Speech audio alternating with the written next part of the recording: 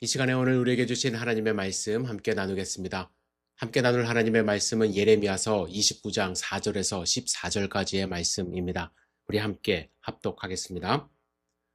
만군의 여호와 이스라엘의 하나님께서 예루살렘에서 바벨론으로 사로잡혀 가게 한 모든 포로에게 이와 같이 말씀하시니라. 너희는 집을 짓고 거기에 살며 텃밭을 만들고 그 열매를 먹으라. 아내를 맞이하여 자녀를 낳으며 너희 아들이 아내를 맞이하며 너희 딸이 남편을 맞아 그들로 자녀를 낳게 하여 너희가 거기에서 번성하고 줄어들지 아니하게 하라. 너희는 내가 사로잡혀가게 한 그 성읍의 평안을 구하고 그를 위하여 여호와께 기도하라. 이는 그 성읍이 평안함으로 너희도 평안할 것임이라. 만군의 여호와 이스라엘의 하나님께서 이와 같이 말하노라. 너희 중에 있는 선지자들에게와 점쟁이에게 미혹되지 말며 너희가 꾼 꿈도 고지 듣고 믿지 말라. 내가 그들을 보내지 아니하였어도 그들이 내 이름으로 거짓을 예언함이라. 여호와의 말씀이니라. 여호와께서 이와 같이 말씀하시니라. 바벨론에서 70년이 차면 내가 너희를 돌보고 나의 선한 말을 너희에게 성취하여 너희를 이곳으로 돌아오게 하리라. 여호와의 말씀이니라. 너희를 향한 나의 생각을 내가 아나니 평안이요 재앙이 아니니라. 너희에게 미래와 희망을 주는 것이니라. 너희가 내게 부르짖으며 내게 와서 기도하면 내가 너희들의 기도를 들을 것이요 너희가 온 마음으로 나를 구하면 나를 찾을 것이요 나를 만나리라. 이것은 여호와의 말씀이니라. 나는 너희들을 만날 것이며 너희를 포로된 중에서 다시 돌아오게 하되 내가 쫓아 보내었던 나라들과 모든 곳에서 모아 사로잡혀 떠났던 그곳으로 돌아오게 하리라. 이것은 여호와의 말씀이니라. 아멘.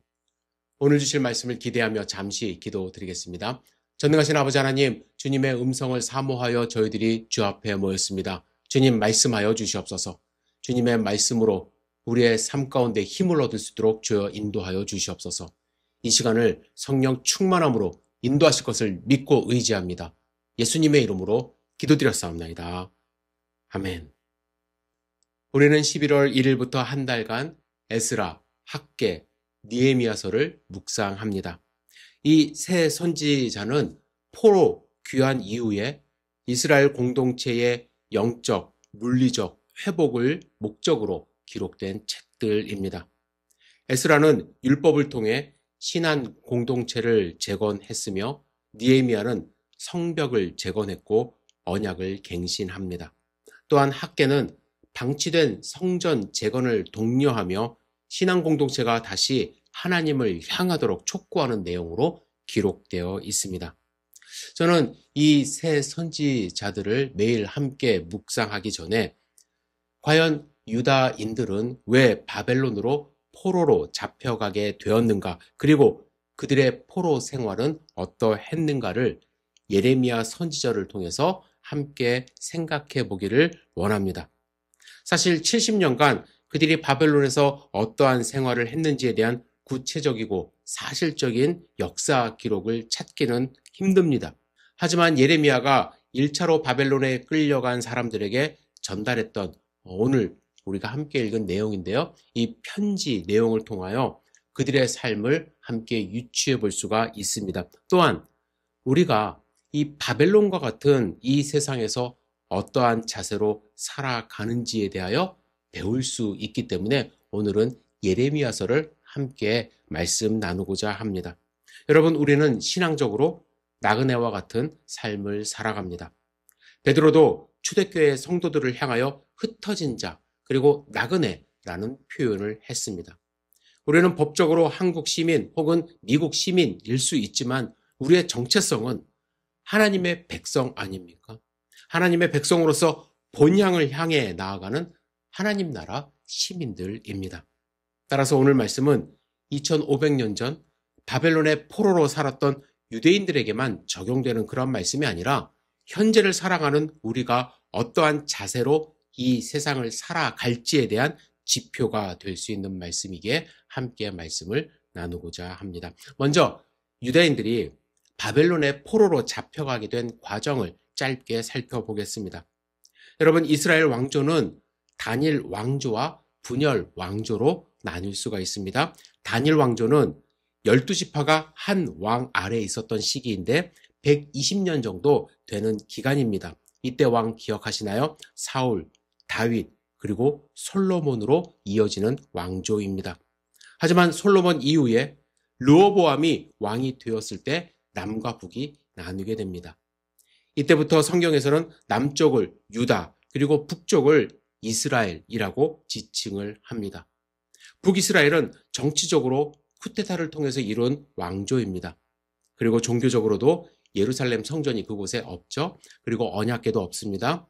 따라서 이스라엘 백성 또한 히브리인으로서의 정체성이 급격히 사라지면서 선지자들이 목숨 걸고 하나님의 말씀을 선포해도 이방 백성화 되어 갔습니다. 그래서 하나님의 징계로 722년 아시리아에게 멸망을 당합니다. 그리고 남쪽 유다만 남게 되었는데 유다도 어느 순간에 돌이킬 수 없을 정도로 하나님 백성의 정체성을 잃게 됩니다. 역대하 36장 16절입니다. 그들의 상태에 대하여 이렇게 말씀하세요. 그의 백성이 하나님의 사신들을 비웃고 그의 말씀을 멸시하며 그의 선지자를 욕하여 여호와의 진노를 그의 백성에게 미치게 하여 회복할 수 없게 하였으므로 말씀합니다. 회복할 수 없을 정도로 여호와의 화가 이제 임하여 그 정도로 그들이 타락을 했다라는 거예요. 그들은 선지자를 통한 하나님의 말씀 선포로는 도저히 회복될 수 없는 지경에 이르게 되었습니다. 그래서 하나님은 그들을 갈대아 왕의 손에 다 넘기게 되었다는 말씀이 기록되어 있습니다. 이렇게 시작된 유다 백성의 바벨론 유배는 두 차례에 걸쳐서 일어났습니다. 첫째는 598년 그 당시 왕이었던 여호야김과 황태후 그리고 대다수의 지도자들이 유배지로 떠나게 됩니다. 볼모로 잡혀간 거예요. 그리고 대부분의 백성들은 바벨론의 꼭두각시 왕, 바벨론이 세운 왕 시드기야 아래 남겨져 있습니다. 시드기야는 제일 처음에 바벨론으로 끌려간 여호야긴의 삼촌인데요. 그는 아주 유유부단한 사람이었습니다. 자기 나름대로의 의지가 없었어요. 그는 주변의 민족주의를 자처하며 엄청난 충성심으로 다가오는 자들의 말을 쉽게 들었고 그래서 그들의 주장대로 이집트와 동맹을 맺어 바벨론의 지배를 벗어나고자 하는 계획을 세웠습니다. 그런데 그것이 발각이 된 거예요. 그래서 바벨론의 노를 사게 되고 그마저도 있게 되었던 유다의 모든 사람들이 11년 후, 즉 587년에 예루살렘 성전이 함락되며 모두가 포로로 유배를 떠나게 되는 단초를 제공하는 왕이 되었습니다. 이때 수많은 사람들이 바벨론에 끌려간 것입니다. 오늘 우리가 함께 읽은 본문의 말씀은 1차 유배와 2차 유배 사이에 예루살렘에 남아있던 예레미야가 하나님의 음성으로 유배지에 있었던 자들에게 보낸 편지의 내용입니다. 여러분, 유배 생활에 대하여 한번 생각해 보시기를 바랍니다. 그들은 약속을 받았던 땅, 소유했던 땅, 하나님의 백성으로서의 정체성을 확립했던 그 땅을 잃어버렸습니다. 빼앗겼습니다. 그들은 집과 성전과 모든 것을 뒤로 한 채 중동의 광야 1400km를 가로질러 이동을 해야만 했습니다. 그들이 정착해야 하는 도착한 곳은 완전히 다른 나라입니다. 바벨론은 관습도 낯설고 언어도 제대로 알아들을 수가 없었고 지형도 달랐습니다. 눈에 익숙한 모든 것이 사라졌습니다. 여러분, 우리의 자아의식은요, 우리가 처한 장소와 함께 주변에 있는 사람들에 의하여 크게 좌우됩니다. 그런데 그런 조건들이 극단적으로 변할 때 우리는 당황하게 되고 그동안 갖고 있었던 스스로의 삶의 가치와 의미를 잃게 된다고 합니다. 유배 생활은 너무 충격적이고 무서운 경험이었습니다.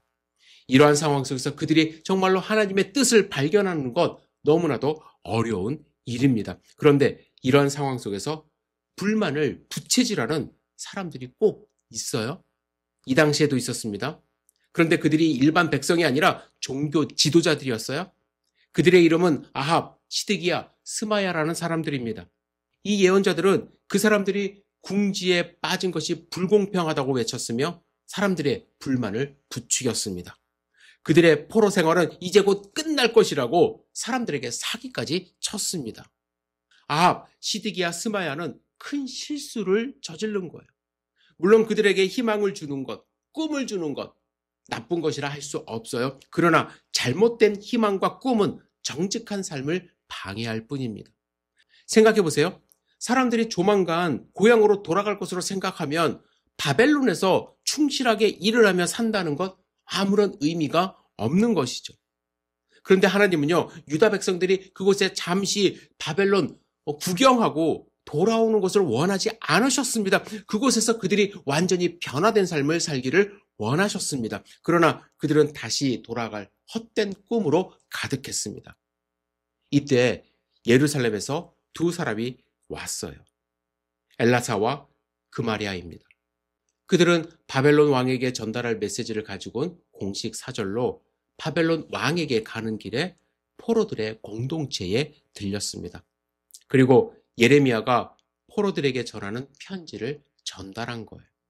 그것이 바로 오늘 우리가 함께 읽은 본문의 내용입니다. 이 편지의 주요 골자는 다음과 같습니다. 첫째는 집을 짓고 정착하라는 거예요.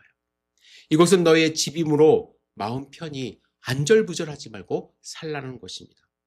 그들이 좋아하는 장소가 아닐지 모르지만 그곳이 그들의 처소라고 이야기를 합니다.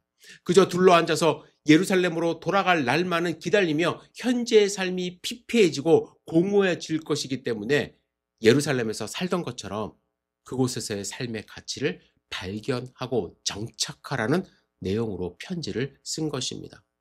두 번째는 과수원도 만들고 그 열매도 따 먹으라고 이야기를 하죠.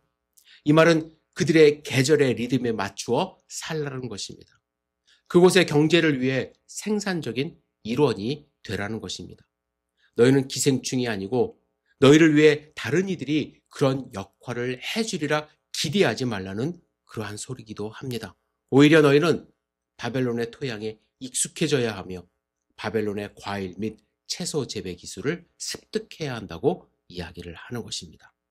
세 번째는 장가를 들러서 혹은 시집을 가서 아들, 딸을 낳고 공동체를 만들라는 명령입니다. 장가와 시집을 가서 결혼을 한다는 것은 단순히 짝짓기를 한다는 의미가 아닙니다. 서로 사랑하는 공동체를 그 안에서 만들어 가라는 이야기죠. 그리고 마지막으로 평안을 구하라고 조언을 합니다. 포로들의 입장에서는 좀 기가 막힌 하나님의 음성이에요. 7절 다시 한번 읽을게요. 너희는 내가 사로잡혀가게 한 그 성읍의 평안을 구하고 그를 위하여 여호와께 기도하라. 이는 그 성읍이 평안함으로 너희도 평안할 것임이라 말씀합니다. 평안, 즉 샬롬은 하나님의 충만함으로 온전함을 뜻합니다. 곧 한 사회의 역동적이고 생동감 있는 건강을 뜻해요. 그런 사회는 하나님의 목적에 합당한 방향으로 발전하고 삶을 변혁시키는 사랑으로 물결치는 그러한 사회입니다. 이 말씀은 너희가 처한 그 공동체에 몸을 바쳐 일을 하되 그 사회의 기대를 따르지 말고 하나님이 바라시는 방향으로 살아가라. 하나님의 샬롬이 충만하도록 노력하라라는 거예요.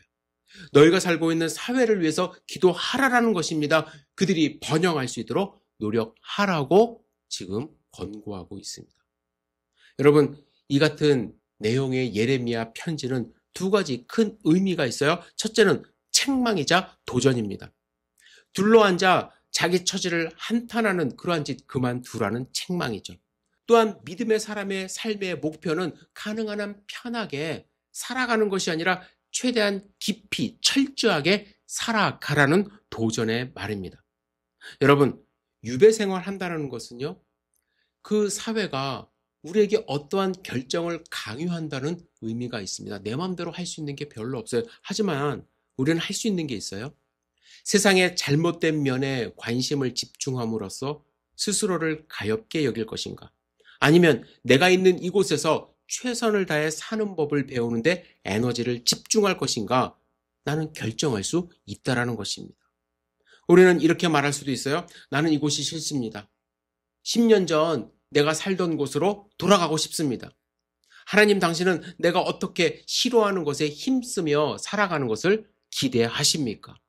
그렇게 한다면 그것은 위선일 뿐입니다.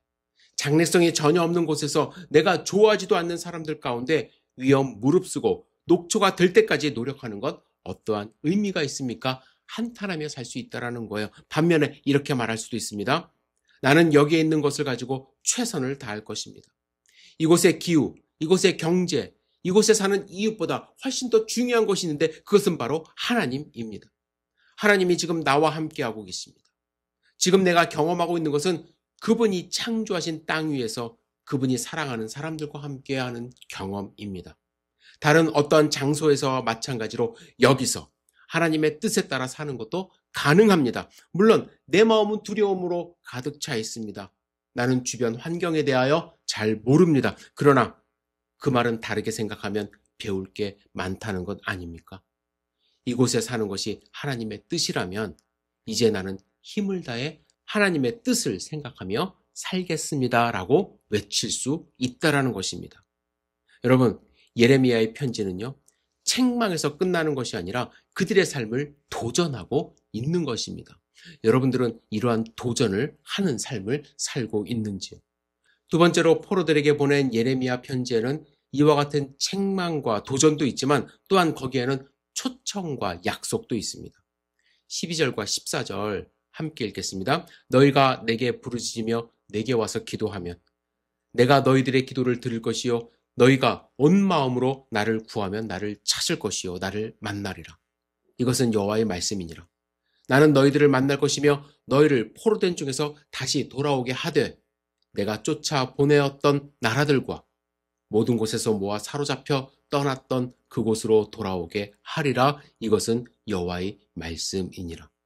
내게 부르짖고 내게 와서 기도하라. 하나님은 그들을 초청하십니다. 그리고 다시 돌아오게 할 것이다. 사로잡혀 떠날 수밖에 없었던 그곳으로 돌아오게 하리라는 하나님의 약속의 말씀을 예레미야는 지금 선포하고 있습니다. 이러한 책임과 도전 그리고 초청과 약속의 말씀에 두 가지 반응이 있었습니다. 첫째는 소수의 사람으로서 그 메시지를 버리는 거예요. 특별히 아까 말씀드린 3명의 예언자들 있지 않습니까? 이 사람들은 분노에 들끓었습니다. 그래서 스마야는 예루살렘에 남아있던 제사장 스바냐에게 이렇게 편지를 썼어요. 26절부터 28절 읽겠습니다. 여호와께서 너를 제사장 여호야다를 대신하여 제사장을 삼아 여호와의 성전 감독자로 세우심은 모든 미친 자와 선지자 노릇을 하는 자들을 목에 씌우는 나무 고랑과 목에 씌우는 쇠 고랑을 채우게 하심이언을 이제 내가 어찌하여 너희 중에 선지자 노릇을 하는 아나도 사람 예레미야를 책망하지 아니하느냐. 그가 바벨론에 있는 우리에게 편지하기를 오래 지나야 하리니 너희는 집을 짓고 살며 밭을 일구고 그 열매를 먹으라 하셨다 하니라. 스마야의 내용은 무엇입니까? 편지의 내용은 뭐예요? 예레미야 말 미친 사람 같다. 그 말 우리는 받아들일 수 없다라는 거예요. 그들은 예루살렘으로 돌아갈 수 있는 현실적인 대안이 전혀 없음에도 불구하고 계속해서 헛된 꿈만 꾸는 것입니다. 강대국 바벨론 힘이 너무나도 강했습니다. 바벨론의 의지를 꺾을 수 있는 어떠한 조건도 그들은 없었습니다. 따라서 그들이 할 수 있는 것은 유배 생활 열심히 하는 거예요. 그것을 받아들이는 것입니다. 그럼에도 불구하고 헛된 희망만 끝까지 버리지 못하는 사람들이 있었습니다. 하지만 두 번째로 그 사실을 현실로 받아들인 자들이 있었습니다. 그들은 단순히 자포자기하는 것이 아닙니다. 그들은 깨달은 거예요. 그래서 그들은 언제 돌아갈 것인가를 생각하지 않고 어떻게 살 것인가를 생각하기 시작합니다. 여러분, 그 결과가 무엇인 줄 아십니까? 이 70년의 유배 생활. 이 70년의 유배 생활이 히브리 역사 전체에서 가장 창조적인 시기가 된 것입니다. 그들은 자기의 정체성을 잃지 않고 오히려 견고해졌습니다. 과거 어느 때보다 더 깊이, 더 삶을 변화시키는 방향으로 기도하는 법을 배우고 가르쳤습니다. 여러분, 다니엘 아시죠?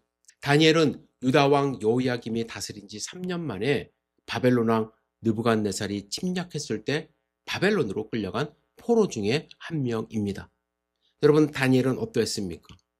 내가 언제 예루살렘으로 돌아갈 수 있을지 매일 생각했나요? 아니면 그 이방 땅에서 이방 신을 섬기는 그곳에서 하나님의 백성으로 살아가는 정체성을 더욱 뚜렷이 보이며 살아갔나요?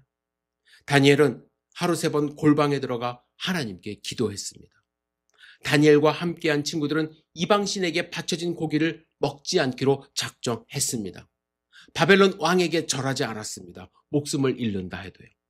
다니엘을 통해서 우리가 경험할 수 있는 것은 하나님은 예루살렘 성전에만 계시는 분이 아니라는 것입니다. 하나님은 한 장소에 한정된 분이 아니라 익숙한 환경에 묶여 있는 분이 아니라 유배라는 현실 속에서 하나님은 그들과 더욱 친밀하게 함께하는 분이라는 사실을 우리는 알 수가 있습니다. 그곳에서 집을 짓고 과수원을 꾸리고 가정을 꾸리라는 것은 바벨론에 동화되어라 이런 말이 아니에요. 오히려 예루살렘에 있을 때 그들은 가나안 족속과 동화되어 갔습니다. 하지만 바벨론에서는요, 그러한 죄를 쉽게 짓지 않았습니다. 그들은 바벨론 사람들과 일상을 나누었지만 그 속에 흡수되지 않았습니다. 포로 생활은 물론 그들에게 시련의 시간이었죠. 나라가 없습니다. 땅도 없습니다. 언제 죽을지 모르는 풍전등화의 삶을 살아갑니다. 그들은 스스로 존재의 끄트머리까지 밀려가 가까스로 버티며 살고 있다고 생각했을지 모릅니다. 그런데 사실은요, 그들은 끄트머리까지 밀려가는 삶이 아니라 하나님이 계시는 중심부로 밀려가는 삶을 살았던 것입니다. 우리는 신앙을 지키는 것이 유배 생활 같은 이 세상의 중심에서 멀어지는 일이라고 생각을 합니다. 하지만 그것은 하나님의 중심으로 다가가는 것임을 여러분들 잊지 마십시오. 우리는 유배와 같은 경험을 하며 살아갈 수밖에 없습니다. 그죠?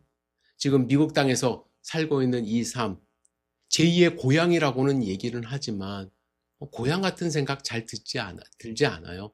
그죠? 요즘에 정부에서 하는 일들 이렇게 보면은 많은 분들이 불안해하면서 살아가는 것 사실입니다. 그죠? 고향을 생각하면서 한국을 그리워하는 분들 많이 있을 것입니다. 그죠? 이러한 생각이 들고 현실이 녹록지 않을 때에 우리는 과연 어떻게 반응하며 살아갈 것인가? 여러분, 도망갈 수 있을까요? 없죠. 그죠? 그렇다고 해서 왕년에 내가 이랬는데 과거만 생각하면서 우리가 살 수 있을까요? 아니면 오지 않을 헛된 미래만 꿈꾸며 하루하루 살아갈까요?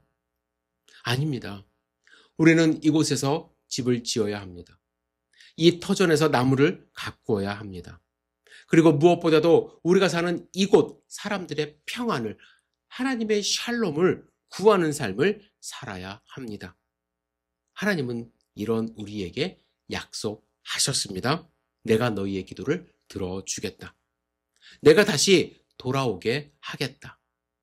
이것은 헛된 망상이 아니라 하나님이 주신 확신, 하나님이 부어주시는 꿈, 하나님이 주시는 희망과 예언입니다.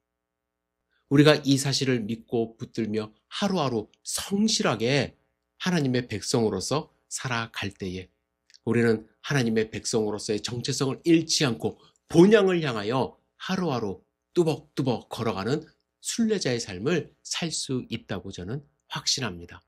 이러한 우리의 삶을 통하여 하나님이 영광 받으시고 하나님 나라가 확장될 수 있음을 여러분들 믿으시고 오늘도 힘을 내서 이 유배지와 같은 삶 좌절하지 마시고 기쁨으로 승리하는 삶 사시기를 주님의 이름으로 축복합니다.